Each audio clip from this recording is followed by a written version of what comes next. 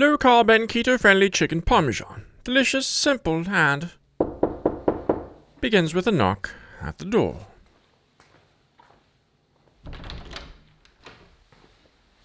Dennis? Yes? We didn't want to study, so we figured we'd come into the back. This is Fat Mike, I'm Joe. Can I help you? Gotta have a few words with you. The boss sent us. Oh, come on in. I'm just making lunch. Lunch? Fat Mike here don't say no to food. Have a seat. Please, lunch. Lunch first, and then we discuss business. Here, have a seat. Have a seat. All right. First we eat, and then we check. We are having eggplant chicken parmesan and panna cotta. So chicken parmesan and panna cotta, eh? Chicken parmesan and panna cotta. See what you got. And so it's time to make chicken parmesan. It begins with 3 decently sized containers. He cracks not 1, but 2 eggs into one of the containers and scrambles them. Then he adds a wee bit of heavy cream. His anecdotal evidence leads him to believe that it makes the egg more consistent throughout. Set aside, he moves on to the second container. This one is populated with a small amount of coconut flour, which will help the egg stick to the chicken. Next, he could use pre-shredded Parmesan cheese. However, those are loaded with cellulose, and so he will use a small yet real wedge of Parmesan cheese, because he is a fancy schmancy pants. Using his wood rasp, he grates the cheese into a 3rd container, and grates a decent amount of it. He ensures to gather all flecks of it before setting it aside for later. Then he needs his blender cup. Rinds of the pork variety are poured into the tall vessel. In another life, they might have been turned into a football or a basketball, but in this life, they are fried food. And then, the pulverizer.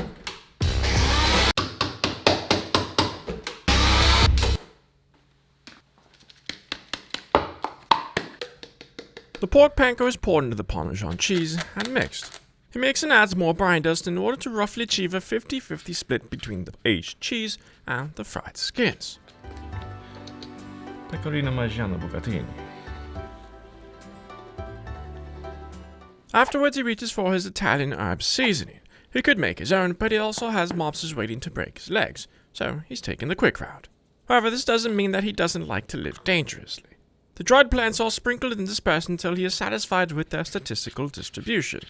He then sets it aside in order to complete the last step of his mise en place, the mozzarella. Using an actual cheese grater like this large 4-sided pyramid, he grates a decent amount, enough to make a small cheese hill.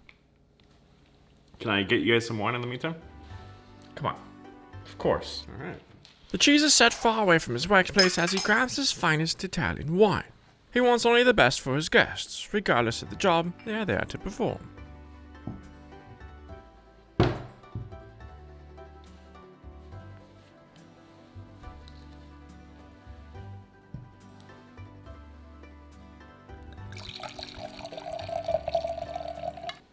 Back in the kitchen, he contemplates his life choices to appoint the boss.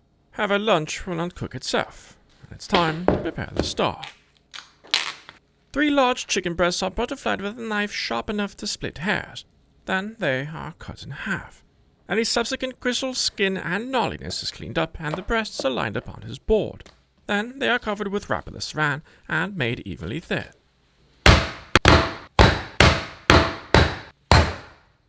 Sorry, I don't have a bat. Mallet.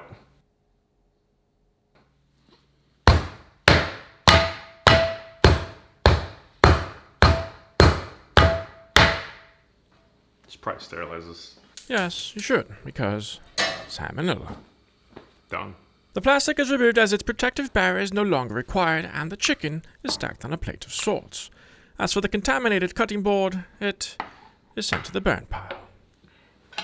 His mise en place containers are then lined up and the factory line is turned on. The chicken is first dredged in the flour of coconuts. It ensures a nice even coat that covers all the nooks and crannies of the yard bird. Then the egg wash, again ensuring a nice even coat. Ideally, one should use 2 hands, one for the dry ingredients and one for the wet. The final station is the pork parmesan breading.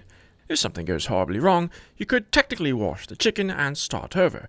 However, he advises against the use of soapy chicken. He could use his cast iron skillet, but he doesn't want to risk the parmesan sticking, so he will use a non-stick pan. He places it over a flame and adds a few seconds worth of extra virgin olive oil. Any oil will do, but he prefers the taste of olives that have had the juices squeezed out by a cold, hard press. well, maybe is more than just a few seconds worth.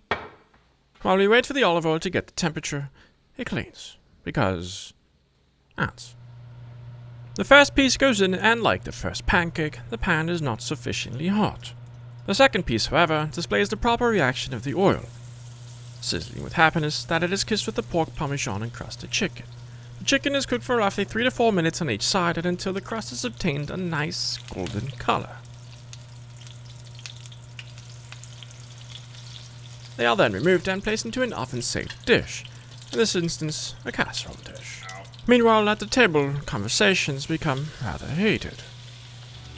Vermicelli con ravioli.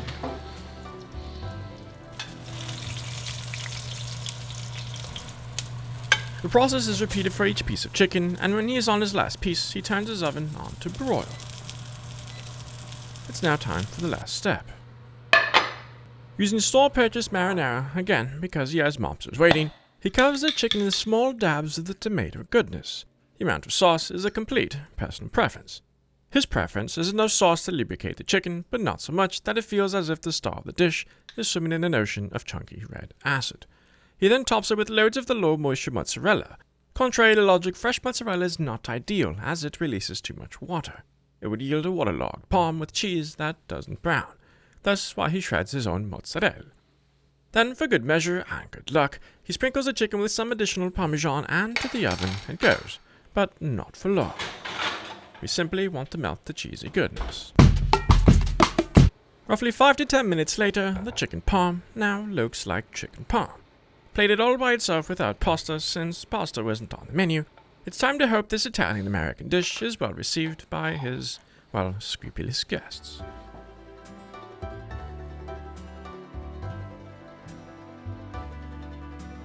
Impressed by the visual appearance of the dish, Joe is equally impressed with the flavor. Pretty good. As is Fat Mike.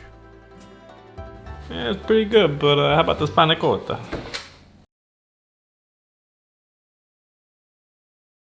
Boop. Watch this next video to find out how to make low-carb and keto panna cotta. But for now, much thanks to my supporters on Patreon and enjoy this beautiful chicken parm. Until then, eat well.